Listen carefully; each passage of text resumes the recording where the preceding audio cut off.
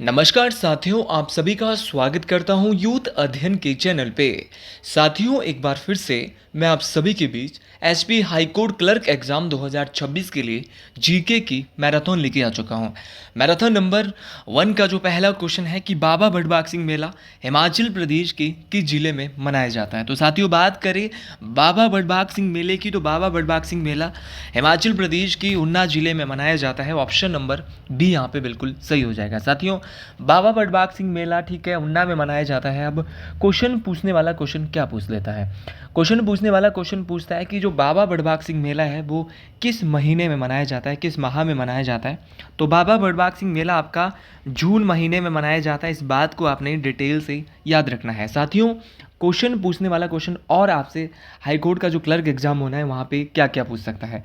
Question पूछ सकता है कि उन्ना का पुराना नाम क्या है। तो उन्ना का जो पुराना नाम है वो आपका जसवादून है। ये बात आपको बेहतरीन तरीके से याद रखना है। साथियों, जसवादून एक रियासत भी थी और जसवादून जो जसवा रियासत है, जसवादून तो नहीं, जसवादून उन्ना का पुराना नाम है, लेकिन एक जसवा रियासत थी। जसवा रियासत की जो स्थापना है वो किसने की थी। तो जसवा रियासत की जो स्थापना है वो आपकी पूरब चंद के द्वारा 1170 ईस्वी में की गई थी। इस बात को आपने डिटेल से याद रखना है। साथियों, उन्ना में बाबा भड़बाग सिंह मेले के अलावा और कौन कौन से मेले लगते हैं। तो बाबा भड़बाग सिंह मेला एक ऐसा मेला है जो कि उन्ना के कहाँ पर मनाया जाता है, ये भी आपको याद रखना है। तो ये उन्ना के मैडी नामक स्थान में जून माह में मनाया जाता है। ये बात आपको डिटेल से याद रखनी है। साथियों, क्वेश्चन पूछने वाला क्वेश्चन और क्या क्या पूछ सकता है। अब क्वेश्चन पूछने वाला क्वेश्चन पूछ सकता है कि बाबा भड़बाग सिंह मेला उन्ना के मैडी में लगता है, लेकिन उन्ना में ही आपका पिपलू मेला, मई और जून के महीने में आपका उन्ना में ही पिपलू मेला लगता है।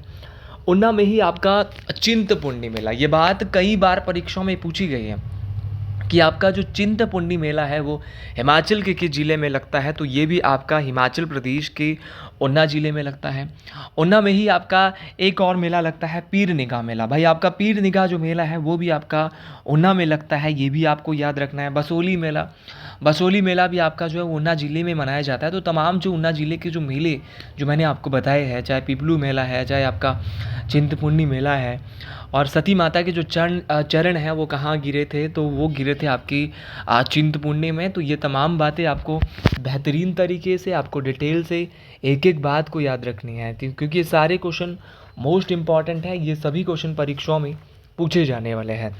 साथियों, इसके अलावा अगले क्वेश्चन की ओर बढ़ते हैं। अगला क्वेश्चन इससे भी इम्पॉर्टेंट रहने वाला है कि सिकरी हिमाचल प्रदेश की किस स्थान के लोगों का लोक नृत्य है। देखिए, Sikri is a folk dance of Himachal Pradesh, beach people of the beach place in Himachal Pradesh. देखिए, हिमाचल प्रदेश के किस स्थान के लोगों का लोक नृत्य है सिकरी। भाई, सिकरी जो है वो चंबा के जो स्थानीय लोग हैं उनका जो है वो लोक नृत्य है। और सिकरी नृत्य कब किया जाता है। तो एक सूही मेला होता है चंबा में, सूही मेले के दौरान आपका क्या किया जाता है, आपका सिकरी नृत्य किया जाता है। साथियों, जब भी बात करें आपके सूही मेले की, तो सूही मेला हिमाचल प्रदेश का ऐसा मेला है जहाँ पर पुरुषों का आना वर्जित है।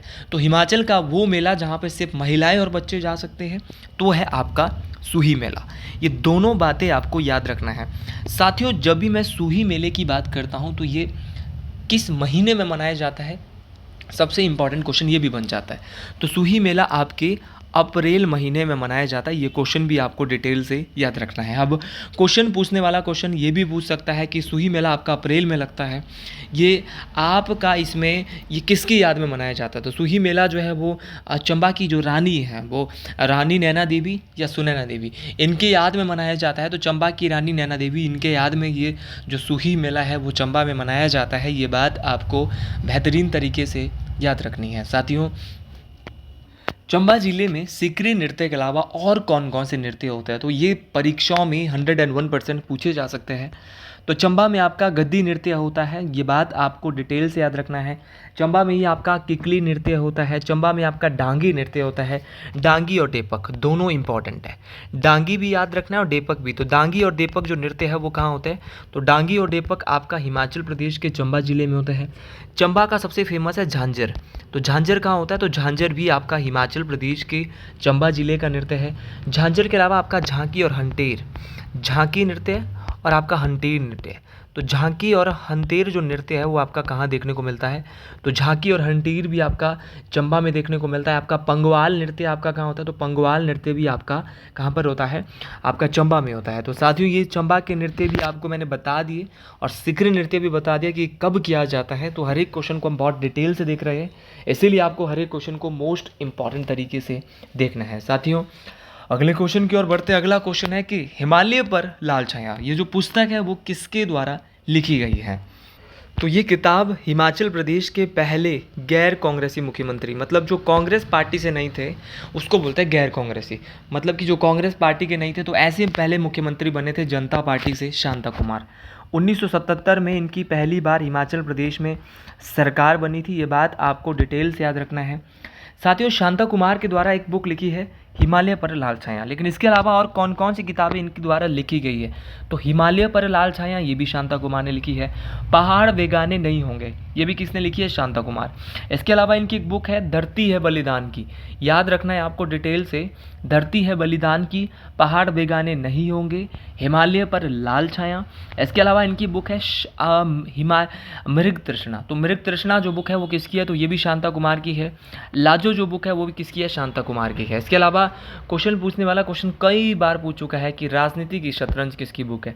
तो राजनीति की शतरंज एक बार दोबारा सुन लीजिएगा, राजनीति की शतरंज, लाजो, मृग तृष्णा, आपका पहाड़ बेगाने नहीं होंगे, हिमालय पर लाल छाया और धरती है बलिदान की, ये तमाम किताबें लिखी है आपके शांता कुमार ने। अच्छा रणजौर सिंह के द्वारा भी कोई किताब लिखी गई होगी, तो रणजौर सिंह ने कौन सी बुक लिखी है? ये क्वेश्चन कई बार आपके परीक्षाओं में बनता है। तो रणजौर सिंह के द्वारा जो बुक लिखी गई है तारीख ए रियासत सिरमौर, तो तारीख ए रियासत सिरमौर जो बुक लिखी है वो राजा रणजौर सिंह के द्वारा लिखी गई है। अच्छा एलसी पांडे, तो एलपी पांडे है, ये एलसी पांडे नहीं है, तो एलपी पांडे के द्वारा प्राचीन हिमालय जो बुक है वो लिखी गई है। ये बात आपको याद रखना है कि प्राचीन हिमालय बुक के राइटर कौन है? तो एलपी पांडे हैं। साथियों लालचंद ब्रार्थी, लालचंद ब्रार्थी के द्वारा एक बुक लिखी है कुल्लूत देश की कहानी, तो कुल्लूत देश की कहानी बुक लिखी है लालचंद ब्रार्थी ने। ये बात आपको बेहतरीन तरीके से, ये बात आपको डिटेल से याद रखनी है। अगले क्वेश्चन की ओर बढ़ते हैं। अगला क्वेश्चन है कि how many municipal corporations are functioning in Himachal Pradesh? Himachal Pradesh में कितने नगर निगम कार्यशील है? तो ये आपको बताना है कमेंट बॉक्स में। अच्छा कितने साथियों को पता है कि वर्तमान में हिमाचल प्रदेश में कितने नगर निगम हैं? ये तमाम साथी जो भी वीडियो देख रहे हैं कमेंट बॉक्स में ज़रूर बताइएगा। अगला क्वेश्चन है कि हिमाचल प्रदेश में किस जल विद्युत परियोजना की उच्चतम जनन क्षमता है? देखिए which hydel project in Himachal Pradesh has the highest generation capacity, तो हिमाचल प्रदेश की वो जल विद्युत परियोजना जिसकी जल विद्युत क्षमता सर्वाधिक है तो वो है आपकी पार्वती जल विद्युत परियोजना। पार्वती जल विद्युत परियोजना आपकी 2051 मेगावाट की है, ये बात आपको डिटेल से याद रखना है। अच्छा पार्वती जल विद्युत परियोजना आपके हिमाचल के जिले में है, ये बात आपको डिटेल से याद रखनी है। तो पार्वती जल विद्युत परियोजना आपकी 2051 मेगावाट की है, इस बात को आपने डिटेल से याद रखना है। साथियों ये हिमाचल के कुल्लू जिले में है, ये पार्वती नदी पर है जो कि आपकी किसकी सहायक है? ब्यास की सहायक है। साथियों क्वेश्चन पूछने वाला क्वेश्चन पूछता है कि जो करछम बांगटू जल विद्युत परियोजना है वो हिमाचल प्रदेश के किस जिले में है? तो अगर बात करें करछम बांगटू जल विद्युत परियोजना की तो ये हिमाचल प्रदेश के किन्नौर जिले में है। अच्छा क्वेश्चन पूछने वाला क्वेश्चन क्या पूछता है? क्वेश्चन पूछने वाला क्वेश्चन पूछता है कि जो करछम बांगटू जल विद्युत परियोजना है वो किन्नौर जिले में है, कितने मेगावाट की है? तो ये आपके 1000 मेगावाट की है, ये बात आपको डिटेल से याद रखनी है। साथियों क्वेश्चन पूछने वाला क्वेश्चन ये भी पूछ लेता है कि जो नाथपा जाखड़ी जल विद्युत परियोजना है वो किस नदी पर है? तो ये भी आपका सतलुज नदी पर निर्मित है, आपकी करछम बांगटू भी सतलुज नदी पर है। तो नाथपा जाखड़ी जल विद्युत परियोजना कितने मेगावाट की है? ये क्वेश्चन आपके कई बार परीक्षाओं में पूछा गया है, तो ये आपके 1500 मेगावाट की है, ये बात भी आपको डिटेल से याद रखनी है। उसी प्रकार एक क्वेश्चन बार बार परीक्षाओं में पूछा जाता है कि जो आपकी हिमाचल प्रदेश की सबसे पुरानी जल विद्युत परियोजना कौन सी है? तो हिमाचल प्रदेश की सबसे पुरानी जल विद्युत परियोजना शानन जल विद्युत परियोजना है, शानन हाइड्रो इलेक्ट्रिक प्रोजेक्ट है। ये हिमाचल प्रदेश के जोगिंदरनगर के मंडी जिले में स्थित है, तो मंडी जिले के जोगिंदर नगर नामक स्थान में स्थित है। शानन जो जल विद्युत परियोजना है वो आपके 110 मेगावाट की है, ये बात आपको डिटेल से याद रखनी है। अच्छा क्वेश्चन पूछने वाला क्वेश्चन और क्या पूछ सकता है? तो क्वेश्चन पूछने वाला क्वेश्चन आपसे पूछ सकता है कि शानन आपकी 110 मेगावाट की है, मंडी जिले में स्थित है और किस सरकार के नियंत्रण में है, तो ये आपके पंजाब सरकार के नियंत्रण में है। साथियों, क्वेश्चन पूछने वाला क्वेश्चन और क्या पूछ सकता है, क्वेश्चन पूछने वाला क्वेश्चन आपका ये भी पूछ सकता है कि आप ये बताइए कि आपका थिरोट जो हाइडल परियोजना है वो आपके हिमाचल प्रदेश के किस ज़िले में। तो थिरोट हाइडल पावर प्रोजेक्ट जो है वो हिमाचल प्रदेश के लाहौल स्पीति ज़िले में है और ये 4.5 मेगावाट का है। तो तमाम क्वेश्चन आपको डिटेल से याद रखने हैं और तमाम क्वेश्चन आपके बार बार परीक्षाओं में पूछे जाते हैं। एचपी हाईकोर्ट की जो परीक्षा है वो आपके लिए बहुत ज़्यादा इंपॉर्टेंट और महत्वपूर्ण रहने वाली है। इसीलिए अगले क्वेश्चन की ओर बढ़ते हैं। अगला प्रश्न है कि हिमाचल प्रदेश में हिमस्वान कार्यक्रम कब प्रारंभ किया गया। तो हिमाचल प्रदेश की बात हो रही है और बात हो रही है हिमस्वान कार्यक्रम की। तो हिमस्वान कार्यक्रम को हिमाचल प्रदेश में 5 फरवरी 2008 को शुरू किया जा रहा है। अच्छा, हिमस्वान का पूरा नाम क्या है, पहले तो ये पता होना चाहिए। तो हिमस्वान का पूरा नाम है Himachal Pradesh state wide area network. देखिए, हिमाचल प्रदेश स्टेट वाइड एरिया नेटवर्क आपके हिमस्वान का पूरा नाम है। साथियों, ये हिमाचल प्रदेश सरकार का एक महत्वपूर्ण जो ई गवर्नेंस परियोजना है। इसका एक ही उद्देश्य था कि जितने भी हमारे जो प्रशासनिक कार्यालय होंगे हिमाचल के, उनको इंटरनेट की सुविधा, मतलब कि संचार के माध्यम से उनको सुविधा प्रदान कराना, चाहे वो डेटा की हो चाहे वो वीडियो की हो, उनको मतलब कि कम्युनिकेशन के जरिए आपस में जोड़ना।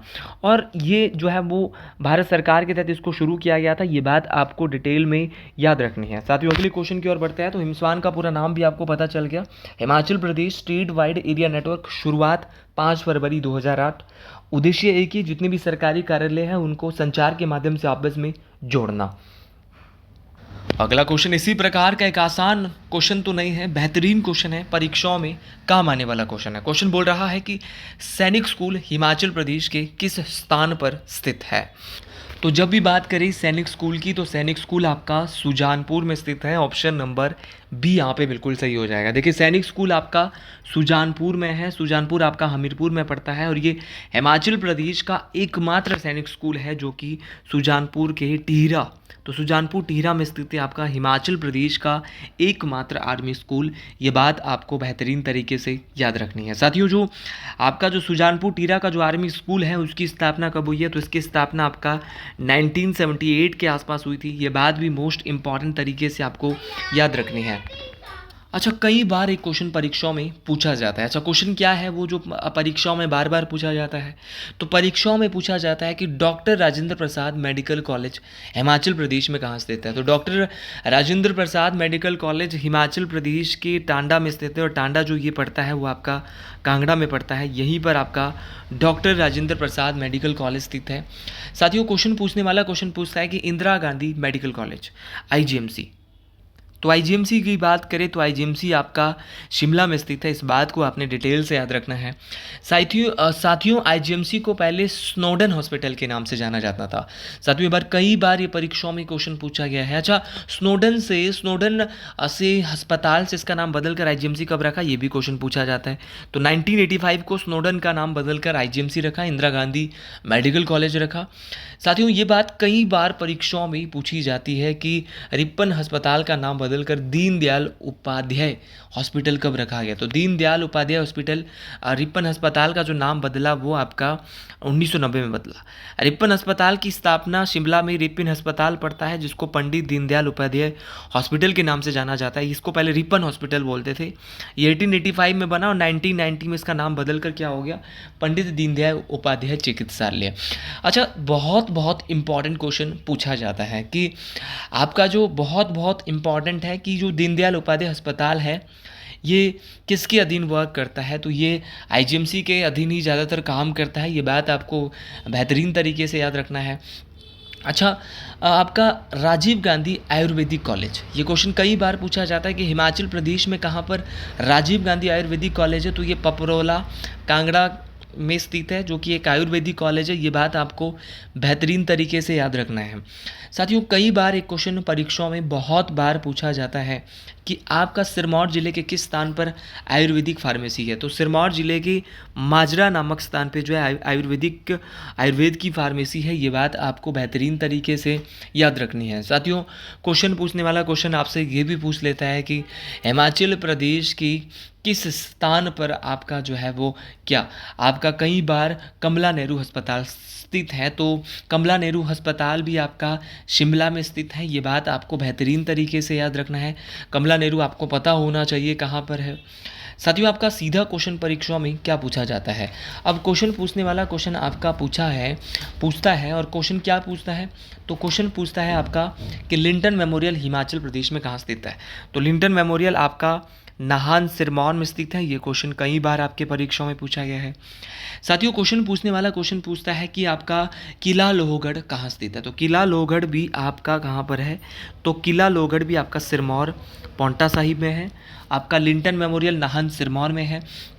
अच्छा एक बार क्वेश्चन पूछा गया था कि हिमाचल प्रदेश के किस स्थान पर आपका जो है वो पर्वतारोहण संस्थान है। तो पर्वतारोहण संस्थान आपका मनाली में है। ये क्वेश्चन आपको कई बार परीक्षाओं में बनता है, कई बार परीक्षाओं में पूछा भी गया है। साथियों तमाम क्वेश्चन आपके लिए बहुत इंपॉर्टेंट रहने वाले हैं। क्वेश्चन आपका ये भी पूछा जा सकता है कि हिमाचल प्रदेश के किस स्थान पर वाइल्ड फ्लावर हॉल है। तो वाइल्ड फ्लावर हॉल और कहीं नहीं, कहाँ पर है भाई, आपका शिमला में है वाइल्ड फ्लावर हॉल। आपको बेहतरीन तरीके से याद रखना है। तमाम चीज़ों को बेहतरीन तरीके से याद रखना पड़ेगा। अभी हाल ही में एक पेपर हुआ था, वहाँ पे सीधा क्वेश्चन पूछा गया था कि हिमाचल प्रदेश के किस स्थान पर सुकेती जीवाश्म पार्क है। तो सुकेती जीवाश्म पार्क आपका सिरमौर में है और किस नदी के किनारे है, मारकंडा नदी के किनारे है। ये बात भी आपको बेहतरीन तरीके से याद रखनी है। अब क्वेश्चन पूछने वाला क्वेश्चन आपसे एक बार बहुत बेहतरीन पूछ लिया था कि हिमाचल प्रदेश में जो केंद्रीय विश्वविद्यालय है वो कहाँ पर है।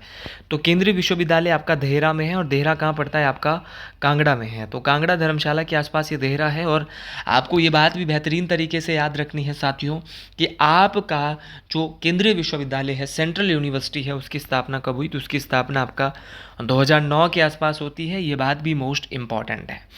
अगले क्वेश्चन की ओर अब बढ़ते हैं। नया क्वेश्चन आ रहा है, लेकिन उससे पहले एक क्वेश्चन और मेरे मन में था, वो था प्रोस्पेक्ट हिल कहाँ पर है। तो प्रोस्पेक्ट हिल आपका शिमला में है। प्रोस्पेक्ट हिल जो है वो जहाँ पर आपका कामना देवी का मंदिर भी है, शिमला में। ये बात आपको बेहतरीन तरीके से याद रखने हैं। चलिए अगले क्वेश्चन की ओर बढ़ते हैं कि गुलेर रियासत की स्थापना किसने की।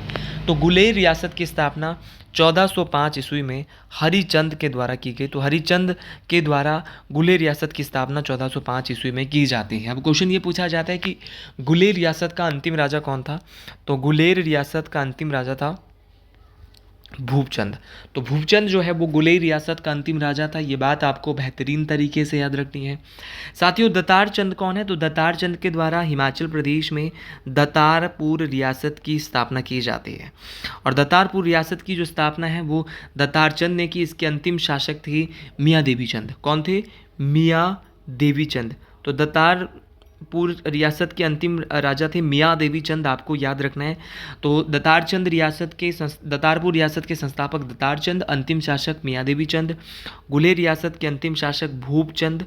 करणचंद कौन थे। तो करणचंद आपकी जुब्बल रियासत के संस्थापक, एक रियासत होती थी जुब्बल, तो जुब्बल रियासत के संस्थापक करणचंद थे। और अंतिम राजा इसका कई बार पूछा गया, भगाड़ चंद। तो भगाड़ चंद जुब्बल रियासत के अंतिम राजा और करणचंद इसके संस्थापक थे। जयचंद कौन था। तो जयचंद अच्छा जुब्बल रियासत की राजधानी कहाँ थी। तो जुब्बल रियासत की राजधानी आपकी सोनपुर में थी। ये बात भी आपको डिटेल से याद रखनी है। साथियों जयचंद आपका ठियोग रियासत का एक ठियोग रियासत थी, इसी ठियोग रियासत का संस्थापक जयचंद था। ये बात आपको बेहतरीन तरीके से याद रखनी है। और इसका अंतिम शासक था आपका कृष्णचंद। तो तमाम साथियों के लिए आज के लिए इतना ही। बाकी मिलते हैं एक नई वीडियो में नई जोश के साथ। वीडियो पसंद आई हो कमेंट बॉक्स में ज़रूर लिखें। जय श्री गुरु महाराज, हर हर महादेव।